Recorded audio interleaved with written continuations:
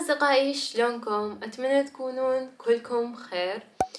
فيديو اليوم راح نرسم. طبعا همين قبل لا نبدي أي شي، مثل ما تشوفون غرفتي الجديدة. أعرف هسه الكل راح يقول زينب أنتي كل يومين تغيرين غرفة.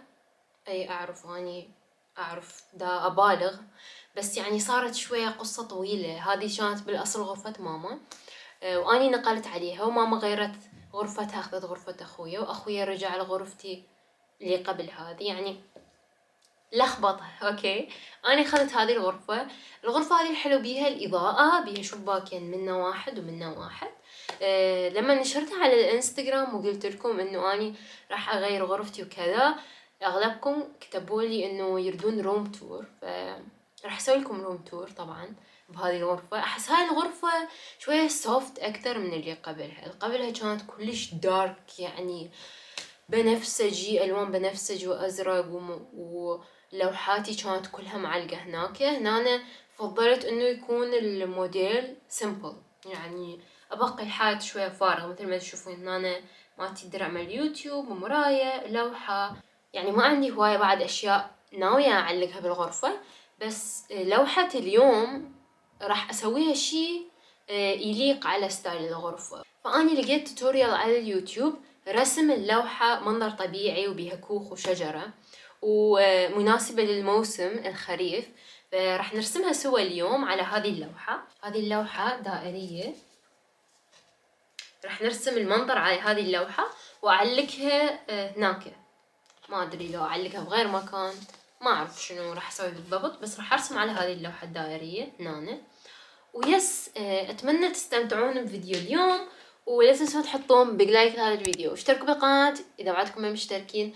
وإذا أول مرة تشوفون قناتي، أنا اسمي زينب وأسوي فيديوهات من الرسم، ومرات أسوي فيديوهات من الملابس، وأنشر يوميات وكذا. وخبر كلش حلو راح أقول لكم عليه، أنا راح أبدي أنزل فيديو كل أسبوع. يعني أوكي، التنزيل اليومي أني أبد ما كان مناسبني، كان كلش صعب علي، وما كنت أحس دا أسوي لكم فيديوهات حلوة، لأنه لما أنزل فيديو كل يوم أحس ما تستمتعون، فهمتوا؟ لأنه ما أتعب على الفيديوهات وأفكر إنه أسويها بسرعة، فما أحس الفيديوهات تطلع حلوة. ففيديو واحد بالأسبوع ويكون فيديو يستحق المشاهدة أفضل. فما أدري، ما قررت شنو هذا اليوم بعدني، بس لما أنزل هذا الفيديو أنا معناها مقررة أي يوم. وإذا تحبون تشوفون أشياء من يومي ولما أطلع وشنو آكل وكذا، يعني يومياتي، تقدرون تتابعوني على الانستغرام. أحط لكم حسابي هنا وحسابي بالتيك توك هنا. هناك دائما أنزل، يعني باليوتيوب راح أنزلكم كل أسبوع، بس هناك أنا دائما متواجدة يوميا، فهناك تابعوني حتى ما ننقطع أو نتواصل دائما. هسه خلوني أروح أجيب الألوان ونبلش نرسم. بهذا الفيديو أنا قررت إنه ما أحط موسيقى وأسولف وياكم، لأنه دائما كل ما أنزل فيديو أني ما أحكي شي ودائما أحط موسيقى، بس اليوم عاجبني أسولف وياكم، ما أدري ليش. أني تعرفون بالعادة ما أنشر شغلات سلبية على حساباتي على اليوتيوب أو على الانستغرام، يعني أفضل إذا صار لي شي ما أبينه لأحد. بس آخر فترة صارت عندي شي إنه أني كل شي أسويه ما أستمتع وأني أسوي. ما أحب أرسم، ما أحب أسوي إكسسوارات، ما أحب أخيط. ما أدري ليش صار لي هيجي شي، وكلش حسيت إنه أني ضايجة من نفسي هواية. حاولت هواية إنه أكون إيجابية دائما وما أفكر بهيج شغلات، بس واحد ما يقدر هيك يسوي دائما. لما غيرت غرفتي حسيت ساعدني الموضوع إنه أصير أحسن. إذا سويتوا تغيير بحياتكم راح يأثر عليكم إيجابيا، فحسيت إنه أني أثر علي بطريقة حلوة. يعني أني صار لي يومين بهذه الغرفة، واليوم هو أول يوم أني أرسم بيه بعد مدة طويلة كلش ما تركت الرسم. اليوم أول يوم أرسم، كلش أحس بسعادة، لأنه صار لي فترة كلش طويلة ما صاير إلي واهس أرسم، مع أنه أبا على أغراض الرسم دائما، وأحس أني ليش أقول لنفسي ليش فقدت شغفي أني بالرسم، لأنه أني كلش أحب الرسم من كنت صغيرة إلى حد الآن. فلما شغفي راح حسيت بفراغ كلش كبير داخلي. دا أحس بغرابة لأنه دا أسولف لكم هذا الشي، لأنه أنا ما أحكي عن هالمواضيع دائما. فهيجي صار، يعني أحس نفسي أحسن من قبل. أريد أقولكم إنه كل شي يصير تقدرون تسولفوا لأهلكم لأصدقائكم، غيروا من روتينكم، سووا أشياء حلوة جديدة، تعلموا شغلات جديدة. لما تحسون بهيج أشياء غيروا شي من حياتكم راح يخليكم إنه تتحسنون. مثل أني هسه أخذت غرفة ماما. يعني ما دا أقولكم روحوا أخذوا غرفة ماما، بس يعني قصدي مثلا غيروا ديكور غرفتكم، لونوا على دولابكم، سووا فد أشياء جديدة، سووا وصفة قهوة جديدة، راح تحسون بإنرجي مختلف. دا أسوي لوحة شوية ترهم على شو اسمه ألوان غرفتي حتى أعلقها مثل ما قلت لكم.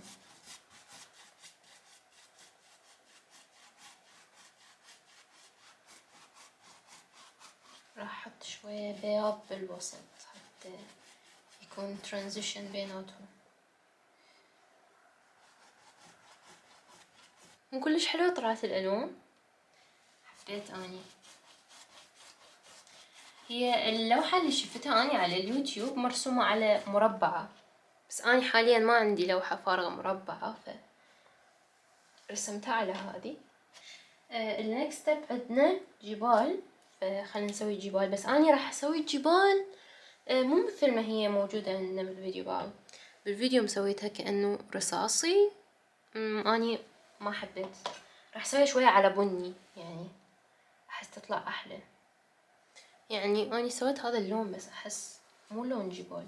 نجرب، إذا ما طلع حلو نغير اللون، مو مشكلة.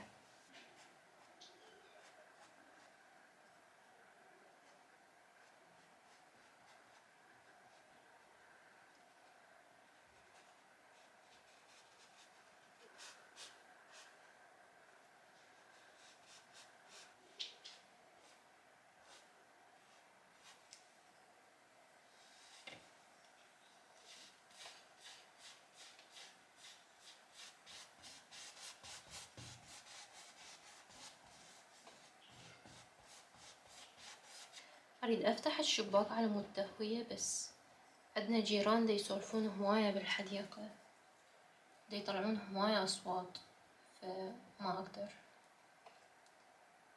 صوت العصافير من المغرب صوتها حلو، بس ما أقدر أفتح الشباك. حطيت هنا لون أخضر بس أحسه كلش هواية أخضر، فحطيت له لون بني وعلى مود أغمقه شوي. المناظر الطبيعية من ترسموها أحس حلوة تطلع بالديكور من الغرفة أكثر، صح؟ أنتوا تحسون مثلي لو؟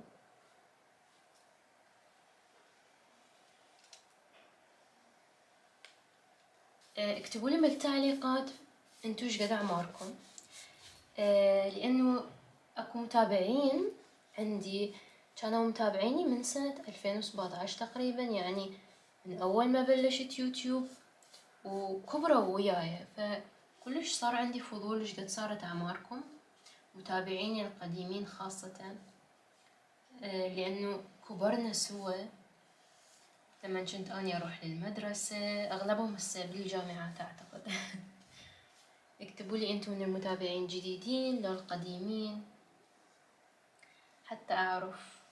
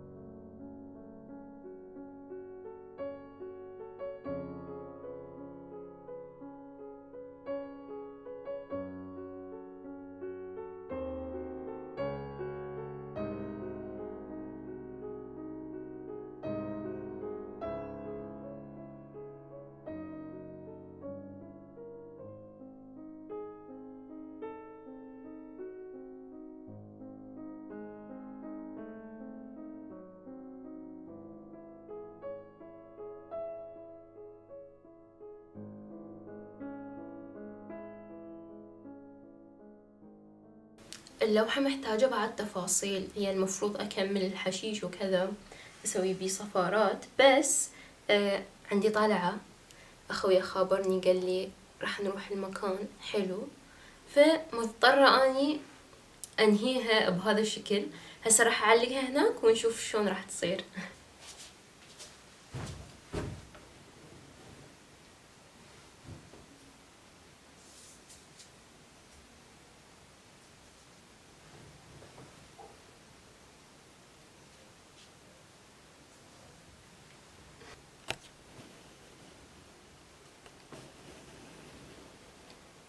الكاميرا اليوم تقريبا طفت 3 مرات وانا قاعدة اصور بسبب الشحن. المهم هذا كلش كان الفيديو اليوم، اتمنى تكونوا استمتعتوا بالمشاهدة.